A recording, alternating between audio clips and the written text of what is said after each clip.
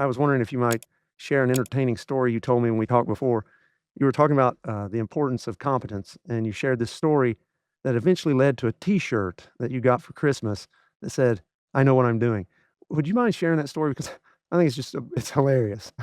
Sure. Well, let me give you the moral to the story first, because because that's really the context for the story. So the moral to the story is this one. Um, I I was in the room as a fairly senior officer when a senior officer and mentor of mine was talking to new uh, generals and admirals, brand new brigadiers and rear admirals, and he said something I thought was extraordinary. He looked at them and he said, "Sometimes you can forget who you are." And I Mm. that was another one. I wrote that down in my book.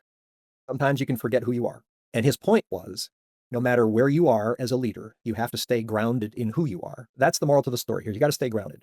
So I had just taken command of Air Force Space Command. I am a brand new four-star. It is a Saturday morning, and my late wife and I had driven off the base. We were downtown doing something, I don't know what it was, some store we had gone to, and because I'm sure there was something we absolutely needed. And so we're coming back onto the base. We go through the gate, everything is fine. We are driving to our quarters, and I'm driving, but I am saying to her that after a week in the job, I felt like I knew what I was doing, that I felt comfortable doing the job. Because I think anytime you take a new responsibility as a leader, you go through a little bit of time. I used to tell people that you come back from the reception and you've got, your lips are blue from the cake icing, and you're sitting there in the office all by yourself, and you're wondering if you're up to this. And so I'm feeling pretty comfortable here. I've got four stars on my shoulder, and I am looking at her and I am saying to her, I really think I know what I'm doing. And the next words out of her mouth were stop sign, which I had just gone through. I had ignored it completely. I just blew right through it. Now, the good news was we're sort of on a side street on the base. We're not in base housing. We're driving down the street on our way to base housing. And so my wife decided that I needed to be reminded of that moment. And so at Christmas time, I am opening a package, and in there is a t-shirt that says, I know what I'm doing.